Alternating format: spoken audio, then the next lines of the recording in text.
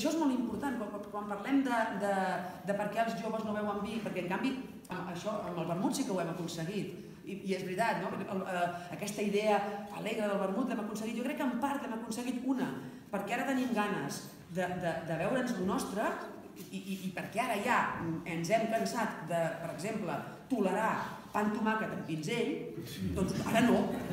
Abans a Barcelona, cada dia, pa amb tomàquet amb pinzell. Hosti, tu! Que pensaves, haurem de fer un casal català a Catalunya per menjar allà pa amb tomàquet normal i cava.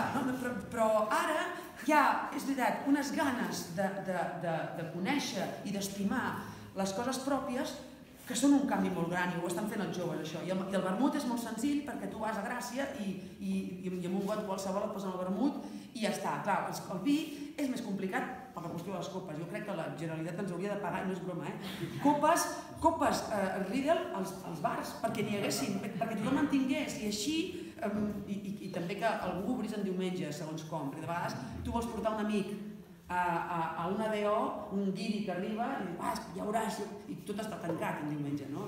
Perquè això no passava a Toro. Però, en fi, tot està canviant i jo només us diria, com a consumidora, que no us deixeu endur per la globalització, sisplau, perquè ens morirem, si no.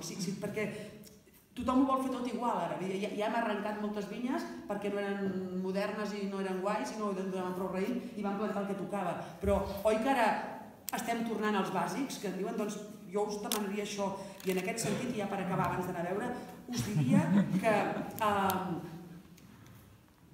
hauríem de ser com el rossinyol respecte a l'oreneta.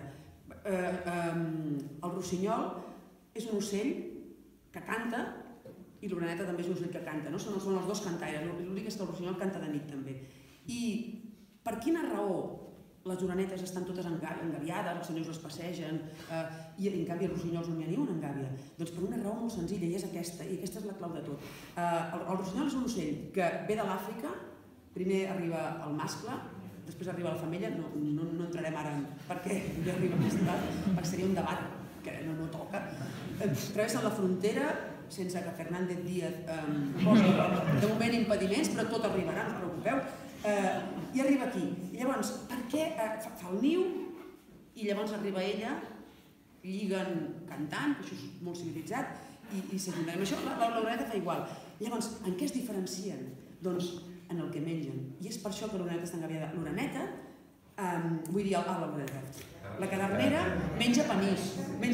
Per tant, és molt fàcil d'alimentar. Tothom compra panís i l'alimentes. El rossinyol menja cucs, i llavors, clar, és molt difícil d'alimentar. I per això la gent no el vol tenir en gàbies. Què hem de fer? Menjar cucs. O sigui, ser diferents, perquè si tu menges cucs, no estaràs mai en una gàbia. I aquesta és la qüestió. És a dir, està de moda el vi de color, d'aquell color del Pantone? Doncs el meu no surt així, s'ha acabat el rotllo. Aquest és el meu vi. I si no el vols, i si no l'entens, ja vindràs.